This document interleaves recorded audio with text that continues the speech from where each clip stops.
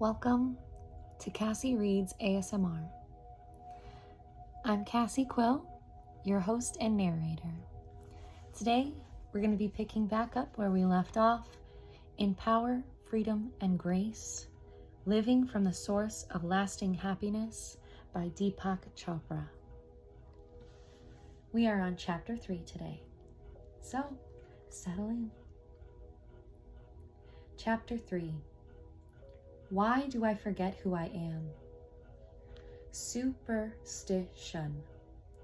A belief based on fear or ignorance of the laws of nature. What is this thing that we call our body? What is this thing that we call our mind? As we will see, our traditional ideas of the body and mind are based on obsolete notions or superstitions that we've learned to believe in. Sensory experience and social conditioning cause us to forget who we are. There is a deeper reality to the body. There is a deeper reality to the mind. And that deeper reality is what we want to experience, because out of that reality come both the body and the mind. Quantum physics tells us that the world is composed of one underlying field of intelligence that manifests as the infinite diversity of the universe. The field of intelligence experienced subjectively is the mind. The same field experienced objectively is the world of material objects. Mind and matter are not separate entities. Mind and matter are essentially the same. Our essential being, stripped of the superficial layers of mind and body, is neither mind nor matter, but the source of both. In other words, the human body is the human mind at the same time. We are actually a body-mind. We can't really separate the two, nor can we confine the mind to the brain or even to the body, because the mind extends beyond our body into the whole universe. The superstition of materialism says the human body is a solid clump of matter separated from other objects in space and time. But solid objects are not solid at all, nor are they separate from one another in space and time. Objects are focal points or concentrations of intelligence within the field of intelligence. At the most fundamental levels of nature, there are no well-defined edges between our personal body and that of the universe. Knowing this frees us from the hallucination of a separate self that lives inside a separate body. If we could see the body through the eyes of a physicist, as it really is, we'd see a huge empty void with a few scattered dots and some random electrical discharges. The body is made up of atoms, which in turn are made up of particles that whirl at dizzying speeds around huge empty spaces. Physicists have fancy names for these particles, such as leptons, quarks, mesons, and so on. These particles give us the experience of matter through our senses, but they are definitely not material entities. These particles are fluctuations of information and energy existing in a huge void. The particles constantly emerge from the void, come into creation, rebound, collide, and then disappear back into the void. The field of intelligence responsible for the material expression of the body is mostly quantum fluctuations in empty space. The human body itself is mostly empty space. But that empty space is not an emptiness made up of nothing. It is a fullness of non-material intelligence. It is pure consciousness. The essential point is that our real nature is a non-material field of intelligence. Some scientists call this essential ground of our being the unified field, because it's the field of the whole universe. And when this field of intelligence thinks and interacts with itself, the material world comes out as its expression. The superstition of materialism sees the human body as a frozen sculpture fixed in space and time, but the body-mind is actually a changing, pulsating pattern of intelligence. It is a river of energy and information, a fluid, dynamic, and ceaselessly changing pattern of energy that constantly recreates itself. The Greek philosopher Heraclitus said, "You cannot step into the same river twice because new water is flowing in." Likewise, we cannot step into the same body twice, because in every second of our existence, our personal body is exchanging energy and information with our extended body, the universe. If we take any process, such as breathing, eating, digestion, metabolism, even thought, which is fundamentally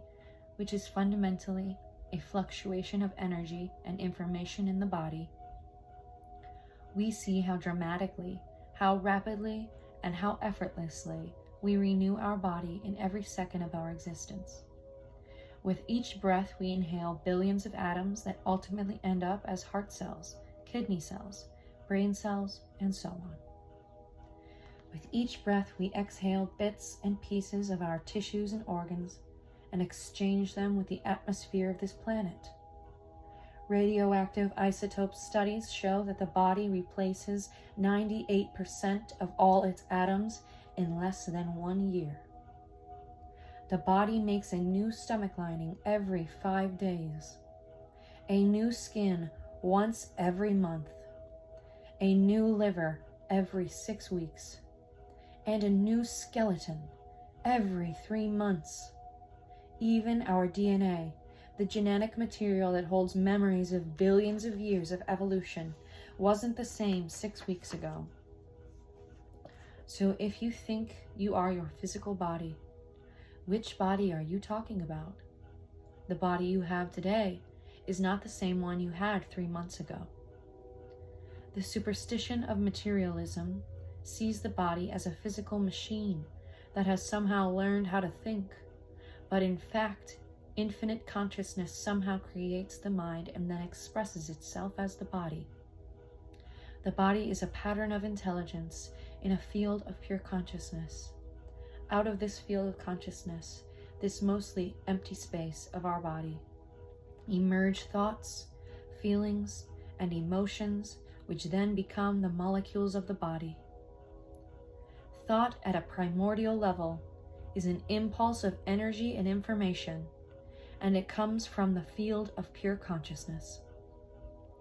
Thought is that faint impulse we experience all the time in our awareness, motivating us to drink a glass of water or to walk from here to there.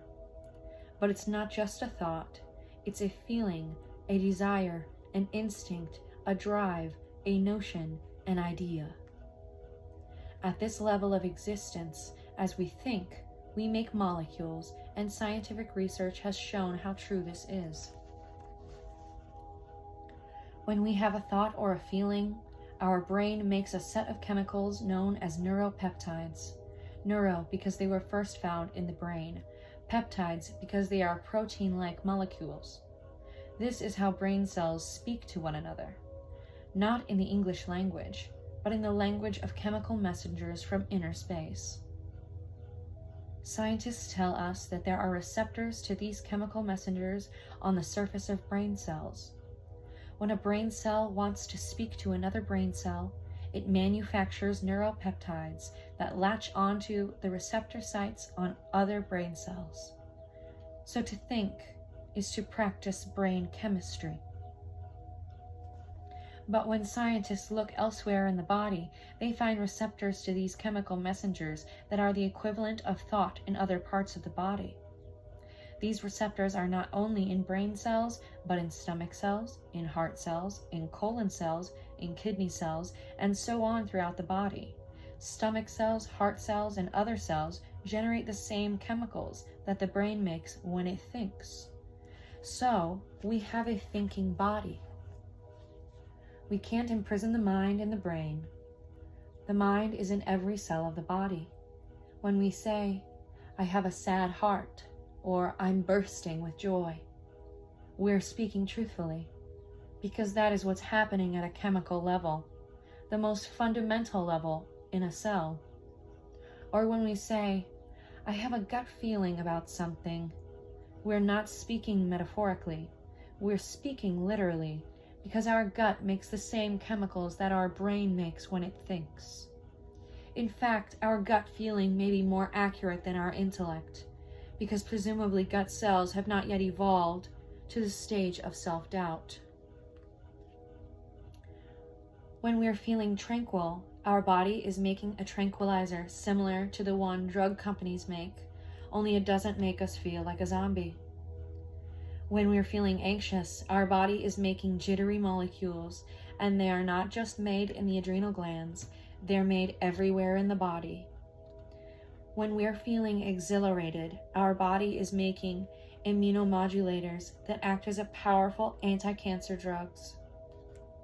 The cells in our immune system, which protect us from cancer, infectious disease, and degenerative disorders, also have receptors to chemical messengers that are the material equivalent of thought.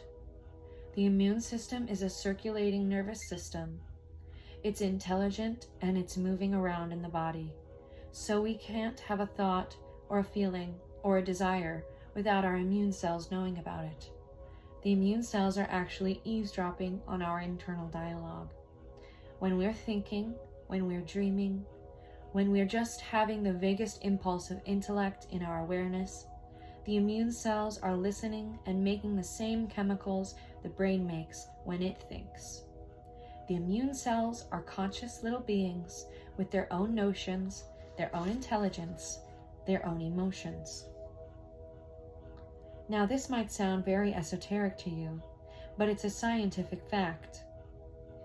You have a thinking immune system that knows how to discriminate between a friendly bacterium and an unfriendly bacterium, between a carcinogen and a harmless chemical.